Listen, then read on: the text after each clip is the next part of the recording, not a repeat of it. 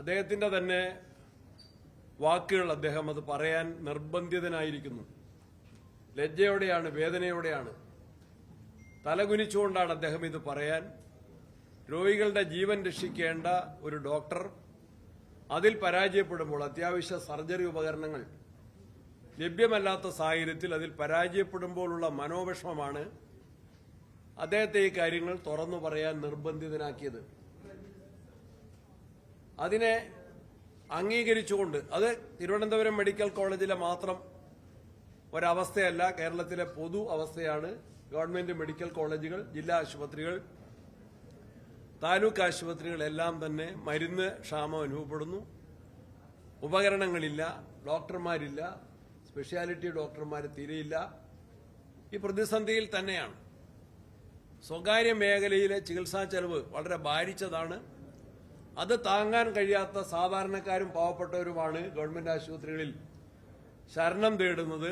അവര് ഇന്ന് ഗത്യന്തരമില്ലാതെ അവർ വലിയ പ്രതിസന്ധിയിലാണ്. അവരിൽ നിന്ന് പിരിവെടുത്ത് ആവശ്യമായ ശസ്ത്രക്രിയാ ഉപകരണങ്ങൾ വാങ്ങേണ്ട ഒരു ദുരവസ്ഥയാണ് ഈ ഡോക്ടർ ഹാരിസ് കേരളത്തിന്റെ പൊതുജനങ്ങളുടെ മുൻപിൽ അവതരിപ്പിച്ചതെങ്കിൽ അത് ഉൾക്കൊണ്ട്, അത് അംഗീകരിച്ച്, അത് തിരുത്തുന്നതിന് പകരം അദ്ദേഹത്തെ തിരുത്താനും അദ്ദേഹത്തെ ശാസിച്ച് വരുതിയിൽ നിർത്താനുമാണ് കേരളത്തിന്റെ മുഖ്യമന്ത്രി ശ്രമിച്ചത്. ആദ്യ 2 ദിവസങ്ങളിൽ മുഖ്യമന്ത്രി മൗനം പാലിച്ചു, പ്രതികരിച്ചില്ല. ആരോഗ്യമന്ത്രി ഉരുണ്ടുകളിക്കാൻ ശ്രമിച്ചു, പക്ഷെ സമ്മതിക്കേണ്ടതായിട്ട് വന്നു. പിന്നീട് ആരോഗ്യമന്ത്രിയെയും ആരോഗ്യവകുപ്പിനെയും വെള്ളപൂശാനാണ് ഡോക്ടർ ഹാരിസിന്റെ സ്റ്റേറ്റ്മെന്റിനെതിരായിട്ട് ഭീഷണിയുടെ സ്വരത്തിൽ മുഖ്യമന്ത്രി ഇപ്പോൾ പ്രഖ്യാപനവുമായിട്ട്, പ്രതികരണവുമായിട്ട് രംഗത്ത് വന്നിട്ടുള്ളത്.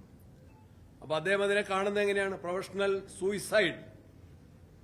ഇതെന്റെ ഔദ്യോഗികമായ വാക്ക് പറയാൻ ഞാൻ ഉദ്ദേശിക്കുന്നില്ല. പ്രൊഫഷണൽ സൂയിസൈഡ് എന്ന വാക്കിലേക്ക് അദ്ദേഹം എത്തിച്ചേരാൻ നിർബന്ധിതമായതിൽ നിന്ന് നമ്മൾ വായിച്ചെടുക്കേണ്ടത് ആർക്കും മനസ്സിലാക്കാൻ സാധിക്കുന്ന അദ്ദേഹത്തിന്റെ ഹൃദയവേദനയാണ്. പറഞ്ഞ വിഷയത്തിലെ ആത്മാർത്ഥ, സത്യസന്ധത അദ്ദേഹത്തെ മാധ്യമങ്ങൾ തന്നെയാണ് കേരളത്തിലെ ജനങ്ങൾക്ക് പരിചയപ്പെടുത്തിയിട്ടുള്ളത്. എത്രയോ ഡെഡിക്കേറ്റഡ് ആയ ഡോക്ടർ, സിൻസിയറായ ഡോക്ടർ, കർമ്മനിരതനായ ഡോക്ടർ. ആ ഡോക്ടർ ഇത് പറയാൻ നിർബന്ധിതനായി, മറ്റ് താല്പര്യങ്ങളില്ലാത്തൊരു വ്യക്തി, പലപ്പോഴും സർക്കാരിനെ ന്യായീകരിക്കാൻ തയ്യാറായിട്ടൊരു വ്യക്തിയാണ് ഈ ദുരവസ്ഥ പറയാൻ നിർബന്ധിതനായത്. അത് അദ്ദേഹത്തെ കൊണ്ട് തന്നെ വിഴുങ്ങിക്കാൻ മുഖ്യമന്ത്രി എത്ര ശ്രമിച്ചാലും നടക്കില്ല. ആരോഗ്യമേഖലയുടെ ദയനീയ അവസ്ഥ പ്രതിപക്ഷം നിയമസഭയിൽ പലതവണ കൊണ്ടുവന്നിട്ടുണ്ട്, സമരങ്ങൾ നടത്തിയിട്ടുണ്ട്. ശ്രീ PC വിശ്വനാഥ് തന്നെ ഈ കഴിഞ്ഞ നിയമസഭാ സമ്മേളനത്തിൽ മാർച്ചിൽ തന്നെ തിരുവനന്തപുരം മെഡിക്കൽ കോളേജിന്റെ ദുരവസ്ഥ, തകർച്ച അടിയന്തര പ്രമേയമായിട്ട് കൊണ്ടുവന്നു, അവതരിപ്പിച്ചു സഭയിൽ. അവതരണാനുമതി തേടി സംസാരിച്ചു. ഗവൺമെന്റ് അത് ചർച്ചയ്ക്കെടുക്കാൻ തയ്യാറായില്ല. അത് അന്ന് ആരോഗ്യവകുപ്പ് ആ വിഷയം, ഗൗരവമേറിയ വിഷയം ചർച്ചയ്ക്കെടുക്കാൻ തയ്യാറായിരുന്നെങ്കിൽ കുറെ കൂടി ഇതിന്റെ വസ്തുതകൾ അന്ന് തന്നെ പ്രതിപക്ഷത്തിന് നിയമസഭയിൽ അതിലൂടെ സർക്കാരിന്റെ ശ്രദ്ധയിൽ കൊണ്ടുവരാനും കുറെ കറക്റ്റീവ് മെഷേഴ്സ്, റെമഡിയൽ മെഷേഴ്സ് കുറച്ചെങ്കിലും എടുക്കാൻ സർക്കാർ നിർബന്ധിതമാകുമായിരുന്നു. പക്ഷെ സർക്കാരിന്റെ നിഷേധാത്മക സമീപനത്തിന്റെ ഫലമായിട്ട് അത് ഡിസ്കസ് ചെയ്യാത്തത്. കോഴിക്കോട് MK രാഘവൻ നിരാഹാരം കിടന്നു. സിദ്ദിഖ് അവിടെ എന്താണ്? അവിടെ ഒരു യുവതിയുടെ ശസ്ത്രക്രിയയ്ക്ക് ശേഷം കത്രിക അവരുടെ വയറ്റിലിട്ടാണ് ഓപ്പറേഷൻ നടത്തിയത്. മഞ്ചേരിയിൽ നിരന്തരമായിട്ട് മഞ്ചേരി മെഡിക്കൽ കോളേജിന്റെ ദുരവസ്ഥ സംബന്ധിച്ച് അവിടെ സമരം ഉണ്ടായിരുന്നു. വയനാട് മെഡിക്കൽ കോളേജ് മഞ്ഞാണ്ടി ഗവൺമെന്റ് തുടങ്ങിയതാണ് ഈ മെഡിക്കൽ കോളേജിൽ എല്ലാ ജില്ലയിലും. ആദ്യം 5 മെഡിക്കൽ കോളേജ് ഉണ്ടായിരുന്നുള്ളൂ. എല്ലാ ജില്ലകളിലും കേരളത്തിൽ അത് അത്യാവശ്യമാണെന്ന് മനസ്സിലാക്കിയിട്ടാണ് അതിനെല്ലാം LDFന്റെ ഗവൺമെന്റ് വന്ന് അതിനെല്ലാം ഞെരുക്കിക്കൊല്ലാനും അവഗണിക്കാനും അതിനെ ജനകീയമല്ലാതാക്കാനുമാണ് പരിശ്രമിച്ചുകൊണ്ടിരുന്നത്. അതിനെതിരെയാണ് കോൺഗ്രസിന്റെ 1ാം ഘട്ട സമരം നടത്തിയത്. ഞങ്ങൾക്ക് പറയാനുള്ളത്, മുഖ്യമന്ത്രിയുടെ ഈ വെല്ലുവിളി, ഡോക്ടർ ഹാരിസ് ചിറക്കലിനെ തിരുത്താം, അല്ലെങ്കിൽ അദ്ദേഹത്തെ കൊണ്ട് അദ്ദേഹം പറഞ്ഞതിനെ വിഴുങ്ങിക്കാം എന്ന് മുഖ്യമന്ത്രി കരുതുന്നെങ്കിൽ തെറ്റുപറ്റി. അത് ജനങ്ങളുടെ ഡൊമൈനിലുണ്ട്, പബ്ലിക് ഡൊമൈനിൽ. It is well established there. ആർക്കും നിഷേധിക്കാൻ കഴിയില്ല. ജില്ലാ കോൺഗ്രസ് കമ്മിറ്റികളായിട്ട് നടത്തിയ സമരം ഒരു ദിവസത്തിന്റെ ഗ്യാപ്പിലാണ് ഞങ്ങൾ സമരം പ്രഖ്യാപിച്ചത്. ആ സമരത്തിന് എല്ലാ സ്ഥലത്തും നല്ല വിജയമാക്കി മാറ്റാനുള്ള നല്ല പ്രതികരണമാണ് സമരത്തിനുണ്ടായിരുന്നത്. ഇവിടെ കൊണ്ട് അവസാനിക്കുന്നില്ല. സർക്കാർ ഇപ്പോഴും ഈ വിഷയത്തെ തികഞ്ഞ അവഗണനാ മനോഭാവത്തോടെ കാണുന്നതിന്റെ ഭാഗമായിട്ട് തന്നെ സർക്കാരിന്റെ അവഗണനാ നയം അവസാനിപ്പിക്കണം, തെറ്റുകൾ തിരുത്തണം, ആരോഗ്യരംഗം ശാക്തീകരിക്കണം, കുറ്റമറ്റതാക്കണം എന്നാവശ്യപ്പെട്ടുകൊണ്ട് കേരളത്തിലെ എല്ലാ താലൂക്ക് ഹെഡ്ക്വാർട്ടേഴ്സ് താലൂക്ക് ആശുപത്രികളുടെയും മുൻപിൽ ബ്ലോക്ക് കോൺഗ്രസ് കമ്മിറ്റികളുടെ നേതൃത്വത്തിൽ ഈ മാസം 8-ാം തീയതി ധർണാ സമരം സംഘടിപ്പിക്കുന്നു. ഈ മാസം 8-ാം തീയതി എല്ലാ ബ്ലോക്ക് 280-ലധികം വരുന്ന ബ്ലോക്ക് കോൺഗ്രസ് കമ്മിറ്റികളുടെ നേതൃത്വത്തിൽ സമരം നടക്കുന്നു. അതിനുശേഷമുള്ള കാര്യങ്ങൾ അതിന്റെ ഡെവലപ്മെന്റ് അടിസ്ഥാനത്തിലായിരിക്കും കോൺഗ്രസ് പാർട്ടി തീരുമാനിക്കുന്നത്.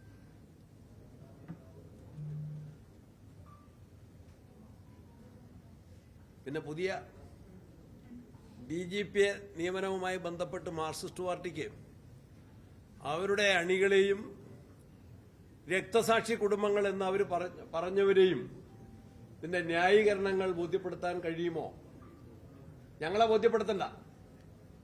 ദേവദാസ് ചന്ദ്രശേഖർ DGP ആകാൻ എന്തുകൊണ്ടും സദാ യോഗ്യൻ, മറ്റവരെ എല്ലാവരേക്കാളും യോഗ്യൻ എന്ന ഗവൺമെന്റിന്റെ കണ്ടെത്തൽ P. ജയരാജനെങ്കിലും ഒന്ന് ബോധ്യപ്പെടുത്തിയാൽ മതി. CPM നേതാവ് P. ജയരാജനെങ്കിലും ബോധ്യപ്പെടുത്താൻ സാധിക്കുമോ? കൂത്തുപറമ്പിലെയും കണ്ണൂർ ജില്ലയിലെയും അണികളെ ബോധ്യപ്പെടുത്താൻ സാധിക്കുമോ? അല്ലെങ്കിൽ കൂത്തുപറമ്പ് വെടിവെപ്പ് അവരുണ്ടാക്കിയ തെറ്റായ സമരത്തിന്റെ ഭാഗമായിരുന്നുവെന്ന് സമ്മതിക്കാൻ CPM തയ്യാറാകുമോ? അതറിയാൻ ഞങ്ങൾക്ക് താല്പര്യമുണ്ട്. സത്യത്തിൽ കേന്ദ്രത്തിൽ ഏറ്റവും ഉയർന്ന തസ്തികയിൽ IB-യുടെ ഡയറക്ടറായിട്ട് പ്രവർത്തിച്ച വ്യക്തിയാണ്. പ്രധാനമന്ത്രിയുടെ സെക്യൂരിറ്റി വിങ്ങിന്റെ സെക്രട്ടറി സ്ഥാനം ഉണ്ടായിരുന്ന ഒരു വ്യക്തിയാണ്. ആ മേഖലയിൽ, ആ ചുമതലയിൽ അദ്ദേഹം ചുരുങ്ങിയ ആഴ്ചകളെ പ്രവർത്തിച്ചിട്ടുള്ളൂ. അദ്ദേഹത്തെയാണ് അവിടുന്ന് റിലീവ് ചെയ്യിച്ച് അദ്ദേഹത്തിന് അവിടുന്ന് മാറാനുള്ള അനുമതി കൊടുത്ത് കേരളത്തിലേക്ക് ഒരു ചെറിയ സ്റ്റേറ്റിന്റെ DGP ആയിട്ട് വരുന്നത്. ഇത് ഒരു കൂട്ടുകച്ചവടത്തിന്റെ ഭാഗമാണ്, ഒരു അന്തർധാരയുടെ ഭാഗം തന്നെയാണ്. അത് എത്ര നിഷേധിക്കാൻ ശ്രമിച്ചാലും ജനങ്ങളത് മനസ്സിലാക്കി കഴിഞ്ഞു.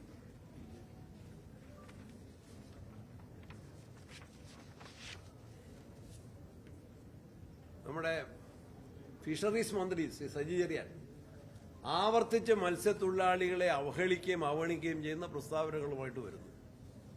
ഭരണഘടനയെ പോലും അവഹേളിക്കാൻ തയ്യാറായിട്ടുള്ള, ഭരണഘടന തൊട്ട് സത്യപ്രതിജ്ഞ ചെയ്ത അദ്ദേഹത്തിന്റെ ഭാഗത്തുനിന്ന് ഇത്തരത്തിലുള്ള അവഹേളനങ്ങൾ കേരളത്തിലെ അടിസ്ഥാന വിഭാഗത്തിന് നേരെ, കേരളത്തിന്റെ സേന എന്ന് മുഖ്യമന്ത്രി തന്നെ വിശേഷിപ്പിച്ച ഒരു വിഭാഗത്തിനെതിരെ ഉണ്ടാകുന്നത് തീർത്തും പ്രതിഷേധാർഹമാണ്.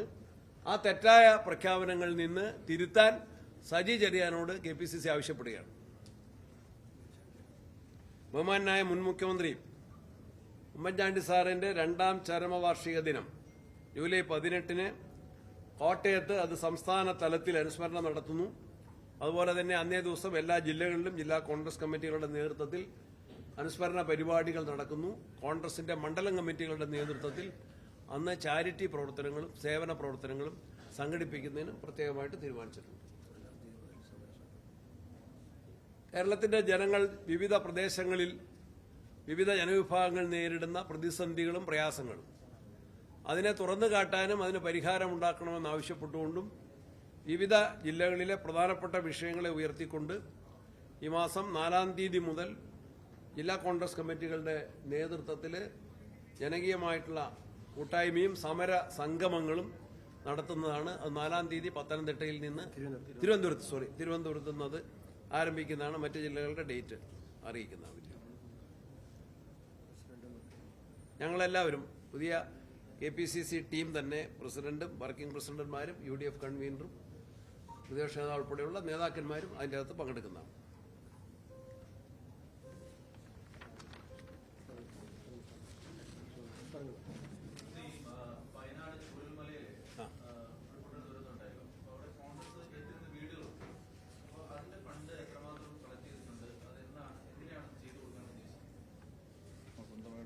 ഒന്ന് അത് വയനാടുമായിട്ട് കൂടുതലും ബന്ധപ്പെട്ട അനിൽകുമാർ, കർണാടക ഗവൺമെന്റ് നമുക്ക് അതുമായി ബന്ധപ്പെട്ട് 100 വീടുകളാണ് വെച്ച് നൽകുക എന്ന് പറഞ്ഞിരുന്നു. അത് AICCയുടെ കൂടി സഹായത്തോടു കൂടിയാണ് നമ്മൾ ചെയ്യാൻ ഉദ്ദേശിക്കുന്നത്. അതുമായി ബന്ധപ്പെട്ട ലാൻഡ് കണ്ടെത്തുന്നതിന് വേണ്ടിയുള്ള ശ്രമമാണ് ഇതുവരെ നടന്നത്. 3 പ്ലോട്ടുകളാണ് ഞങ്ങൾ കണ്ടെത്തിയിട്ടുള്ളത്. അതിലൊരു പ്ലോട്ടിന്റെ എല്ലാ രീതിയിലുള്ള കൈമാറ്റം മാത്രമേ ഇനി ബാക്കിയുള്ളൂ. ബാക്കി എല്ലാ ലീഗലായിട്ടുള്ള എല്ലാ വശങ്ങളും പരിശോധിച്ച് അതിനുള്ള തീരുമാനം എടുത്തിട്ടുണ്ട് ആ പ്ലോട്ടിൽ ആരംഭിക്കാം. അപ്പോൾ ആ പ്ലോട്ട് കിട്ടിക്കഴിഞ്ഞാൽ ഉടനെ തന്നെ ഈ മാസം തന്നെ AICC നേതൃത്വവുമായി ബന്ധപ്പെട്ട് ശ്രീമതി പ്രിയങ്ക ഗാന്ധിയുടെ പാർലമെന്റ് നിയോജകമണ്ഡലമാണ്, അവരുമായിട്ടും ബന്ധപ്പെട്ടതിന് ശേഷം അതിന്റെ പ്രവർത്തനങ്ങൾ ഏതാണ്ട് 100 വീടുകളിൽ ഈ ഫസ്റ്റ് ഞങ്ങൾ കണ്ടെത്തിയ പ്ലോട്ട് ഏതാണ്ട് 5.6 ഏക്കറാണ്. അതായത് 5 ഏക്കർ 60 സെന്റ് സ്ഥലമാണ് കണ്ടെത്തിയിട്ടുള്ളത്. അത് എടുത്തു കഴിഞ്ഞാൽ അവിടെ ആദ്യഘട്ടം എന്നുള്ള നിലയ്ക്ക് അവിടെ വീടുകളുടെ പ്രവർത്തനം തുടങ്ങാൻ കഴിയും. മറ്റു കാര്യങ്ങളൊക്കെ KPCCയുമായി ആലോചിച്ച് അതുപോലെ AICCയുമായി ആലോചിച്ച് ഞങ്ങൾ അതിന്റെ പ്രവർത്തനങ്ങളുമായി മുന്നോട്ട് പോയിക്കൊണ്ടിരിക്കുകയാണ്. എത്രയും പെട്ടെന്ന് തന്നെ അതിന്റെ പ്രവർത്തനങ്ങൾ അവിടെ തുടങ്ങാൻ കഴിയും. KPCCയാണ് അതിന്റെ ഫണ്ട് കളക്ഷൻ നടത്തിയിട്ടുള്ളത്. അതിന്റെ വ്യക്തമായി പിന്നീട് പറയുന്നത്. പ്രത്യേക അക്കൗണ്ട് അതിനകത്തൊരു ആപ്പ് ഉണ്ട്. ആപ്പിനകത്ത് ഞങ്ങൾ കളക്ട് ചെയ്ത ഫണ്ടിൽ നോക്കിക്കഴിഞ്ഞാൽ ആപ്പ് ആർക്കും കിട്ടാവുന്ന ഒന്നാണ്. ഇപ്പോഴും ആപ്പ് ഓപ്പൺ ആണ്. ഫണ്ട് ഞങ്ങൾക്ക് വ്യക്തമായിട്ട് ഇപ്പൊ പറയാൻ കഴിയില്ല എന്നുള്ളതുകൊണ്ടാണ്, അത് തെറ്റണ്ടെന്നുള്ളതുകൊണ്ടാണ്. ഞങ്ങളുടെ KPCCയുടെ ആപ്പ് ഉണ്ട്, ആപ്പിനകത്ത് അതുണ്ട്. ഈ പത്രസമ്മേളനം കഴിഞ്ഞതിന് മുന്നേ പറയാം. ഇതിനൊപ്പം തന്നെ യൂത്ത് കോൺഗ്രസ് ഫണ്ട് പിരിവ് നടത്തി. അപ്പൊ അത് ആ വീടിന്റെ ഈ പറഞ്ഞ 100 വീടിലാണോ ഈ 30 വീട് വരുന്നത്? ഒന്നിച്ചാണോ? ഞങ്ങൾ ആലോചിച്ചിട്ടില്ല. ഓൾറെഡി വലിയൊരു ആരോപണങ്ങൾ നേരിട്ടുണ്ട്. 1.24 കോടി ശേഖരിച്ചു എന്നും ഇതുവരെ അതിനെപ്പറ്റി യാതൊരു കണക്കുകളും പുറത്തുവിടുന്നില്ല എന്ന് വലിയ ആരോപണം സോഷ്യൽ മീഡിയ. യൂത്ത് കോൺഗ്രസ് പിരിച്ച ആർക്കാണുള്ളത്? ഒരു കാര്യം സോഷ്യൽ മീഡിയ മാധ്യമം പറഞ്ഞുകൊണ്ട് ഞാൻ പറയാൻ ഉദ്ദേശിച്ച ഒരു കാര്യം വിട്ടുപോയി. കോൺഗ്രസിലെ കാര്യങ്ങളിൽ അവസാന വാക്ക് മാധ്യമങ്ങളാകുന്നത് പ്രയാസകരമാണ്. ഒരു ചാനലിലെ പേര് തന്നെ വേണമെങ്കിൽ പറയാം. ഞങ്ങളെ സ്ഥാനാർത്ഥികളെ അങ്ങ് നിശ്ചയിച്ചു കഴിഞ്ഞു. അതിൽ അനിൽകുമാറുണ്ട്, സണ്ണി ജോസഫില്ല. അതാ എന്റെ പരിഭവം. അനിൽകുമാറും ലിജു PC വിഷ്ണുനാഥും ഉണ്ട്. KPC പ്രസിഡന്റ് ഒഴിവാക്കി. അത് ഞങ്ങൾ അതൊക്കെ യൂത്ത് കോൺഗ്രസ് പ്രസിഡന്റ് പറയും. ഞങ്ങൾ ഒന്നാമത് തന്നെ സർക്കാരാണ് അതിന്റെ സ്ഥലം അലോട്ട് ചെയ്യേണ്ടത്. സർക്കാർ സ്ഥലം അലോട്ട് ചെയ്തില്ല. അപ്പൊ ഞങ്ങൾ സ്ഥലം കണ്ടെത്തേണ്ടതായിട്ട് പോകും. ഇല്ല, അത് അതിനകത്തൊരു സ്പെഷ്യലുണ്ട് പ്രസിഡന്റ്. അത് കോമൺ ആയിട്ട് യോഗം വിളിച്ചിരുന്നു. VD സതീശൻ അടക്കം പ്രതിപക്ഷ നേതാവ്, വ്യവസായികള്, സംരംഭകര് ഇതുമായി സഹകരിക്കുന്നവരെ യോഗം വിളിച്ചു. ഈ എസ്റ്റേറ്റ് ഉണ്ടല്ലോ, ആ എസ്റ്റേറ്റ് ഏറ്റെടുത്ത ശേഷം പൊതുവായിട്ടാണ് സർക്കാർ അത് നടത്തുന്നത്. ആ സ്ഥലം അവിടെ അനുവദിക്കുന്നു, അതിലാണ് നമ്മൾ കൊടുക്കുന്ന ഡൊണേഷൻ ഉപയോഗിച്ചാണ് വീട് നിർമ്മിക്കുന്നത്. അപ്പൊ അതിനകത്ത് സ്ഥലം അനുവദിച്ചില്ല. ഇവിടെയാണ് അപേക്ഷ നൽകിയത്. ഈ യോഗത്തിൽ യൂത്ത് കോൺഗ്രസോ പങ്കെടുത്തിരുന്നു. അവിടെ പ്രതിപക്ഷ നേതാവ് എന്താ അഭിപ്രായമാണ് പറഞ്ഞത്? അപേക്ഷ മുഖ്യമന്ത്രിക്കും കൊടുത്തിട്ടുണ്ട്, ചുമതലയുള്ള മന്ത്രിക്കും കൊടുത്തിട്ടുണ്ട്. യൂത്ത് കോൺഗ്രസ് പ്രസിഡന്റിന്റെ വിശദാംശങ്ങൾ പുറത്തു പറയുന്നു. പേപ്പറിൽ വന്നിട്ടുണ്ടല്ലോ കോൺഗ്രസ് ആവശ്യപ്പെട്ടത്. രണ്ട്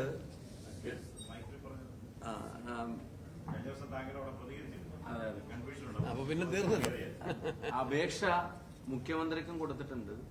സർക്കാർ സ്ഥലം അനുവദിക്കുന്നത് സംബന്ധിച്ചുള്ള തീരുമാനങ്ങൾ അറിയാൻ സർക്കാർ എല്ലാ പൈസയും സർക്കാരിലേക്ക് മേടിച്ചു കൊടുക്കാനുള്ള തീരുമാനം എടുത്തത്.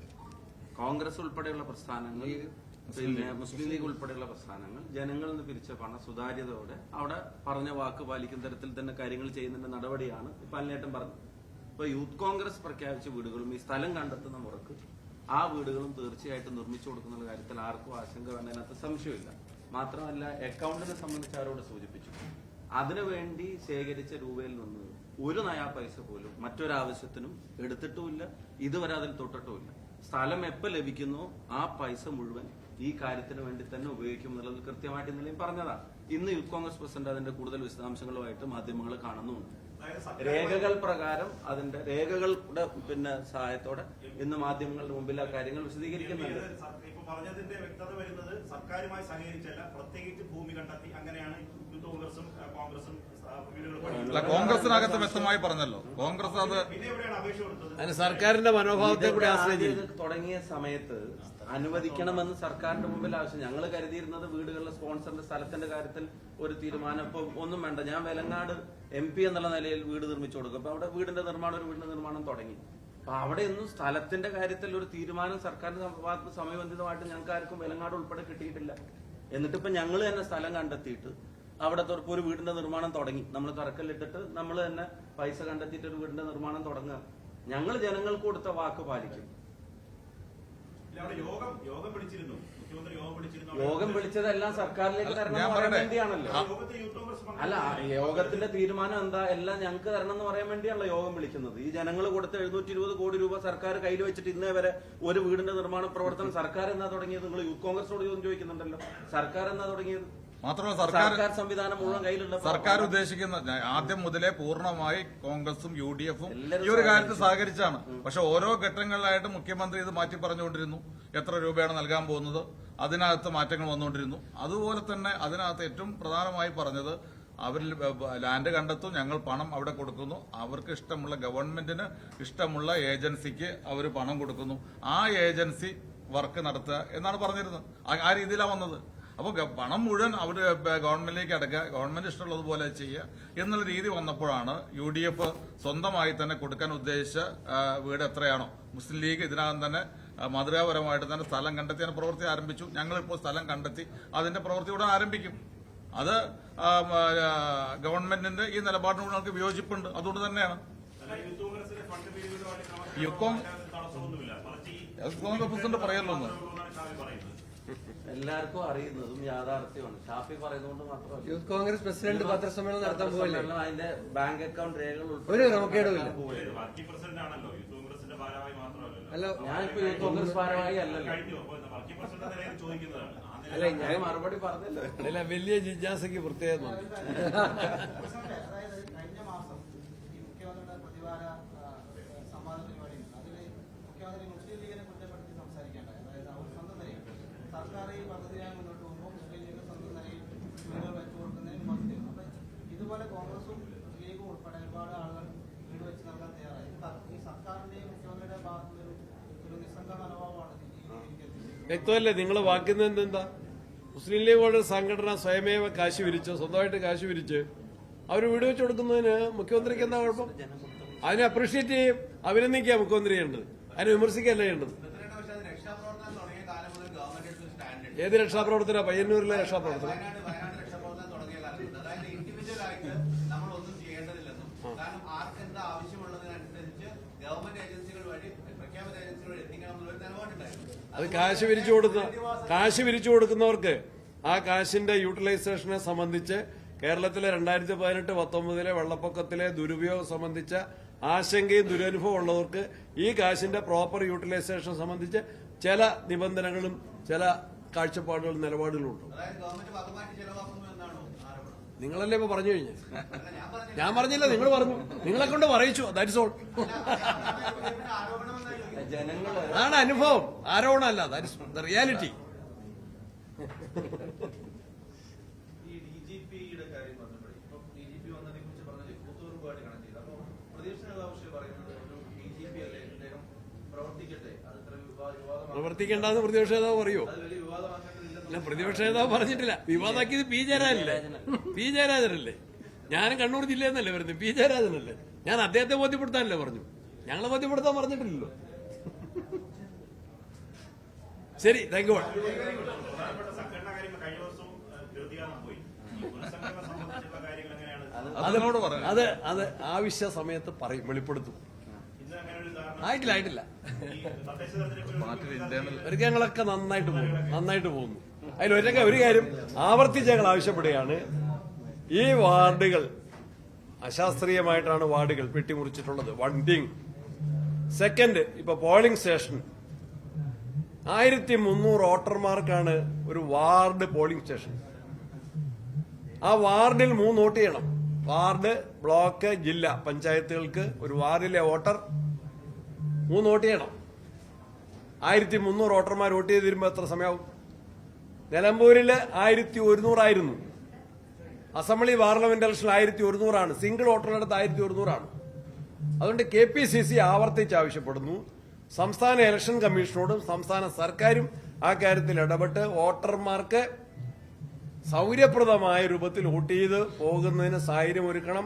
ഒരു പോളിംഗ് സ്റ്റേഷനിലെ വോട്ടർമാരുടെ എണ്ണം 1300-ൽ നിന്ന് 1000 അത് പരിമിതപ്പെടുത്തണമെന്ന് ഞങ്ങൾ ആവർത്തിച്ച് ആവശ്യപ്പെടുകയാണ്. തെരഞ്ഞെടുപ്പിന്റെ സുഗമമായ നടത്തിപ്പിനും പൂർത്തീകരണത്തിനും ഇത് ഏറ്റവും അത്യാവശ്യമാണ്. അജയ് പറയിൽ പറഞ്ഞിരുന്നു, ഈ യൂത്ത് കോൺഗ്രസ് നേതാക്കൾക്കൊക്കെ ഖദറിനോടൊരു നീരസമുണ്ട്, എല്ലാവരും ഖദർ മാത്രം ധരിക്കണമെന്നുള്ളത്. അതിന്റെ അഭിപ്രായമുണ്ടോ? ഞാന് വൈറ്റ് അല്ലാത്ത ഒരു ഷർട്ട് മേടിച്ചു. കുറെ കൊല്ലം മുമ്പാ വൈറ്റ് അല്ലാത്തൊരു ഷർട്ട് മേടിച്ചു. ഷാഫിക്കൊക്കെ ഒരു ക്ലാസ്, അത് ഒരു ക്ലാസ്സാ. അപ്പൊ ഞാൻ ഷർട്ട് തയ്പ്പിച്ചിട്ട്, അപ്പൊ എന്റെ മകൾ 6ാം ക്ലാസ്സിൽ പഠിക്കുക, ഇപ്പം കോഴിക്കോട് മെഡിക്കൽ കോളേജിൽ അധ്യാപിക. അന്നേരം പറഞ്ഞു, എന്റെ മകള് പറഞ്ഞു, സണ്ണി ജോസഫ് എന്ന സങ്കല്പത്തിന് പോർലേറ്റിരിക്കുന്നു. 6ാം ക്ലാസ്സിൽ പഠിക്കുന്ന എന്റെ മകള് സണ്ണി ജോസഫ് എന്ന സങ്കല്പത്തിന് പോർലേറ്റിരിക്കുന്നു എന്ന് പറഞ്ഞു. അപ്പൊ എനിക്കതൊരു ലെസണാണ്. എന്നാലും ഷാഫിയെ പോലുള്ള ആളുകൾ യൂത്താണ്, ഇപ്പോഴും യൂത്താണ്. ട്രെൻഡ് ഡ്രസ്സൊക്കെ അവരൊക്കെ യൂത്തിൻ്റെതായ രൂപത്തിൽ തന്നെ കുറച്ചും കൂടി അവർക്കൊക്കെ സ്വാതന്ത്ര്യം അനുവദിച്ചിട്ടുണ്ട്. നന്നായിട്ട് തന്നെ അവർ പോകുന്നു. നല്ല വസ്ത്രധാരണമൊക്കെയാണ്. അതിനൊന്നും നമ്മൾ ഇടപെടണ്ട. മെയിൻറ്റെയിൻ ചെയ്യാൻ കുറച്ച് ചെലവുണ്ട് എന്നാണ് പറയുന്നത്. നോക്കുക.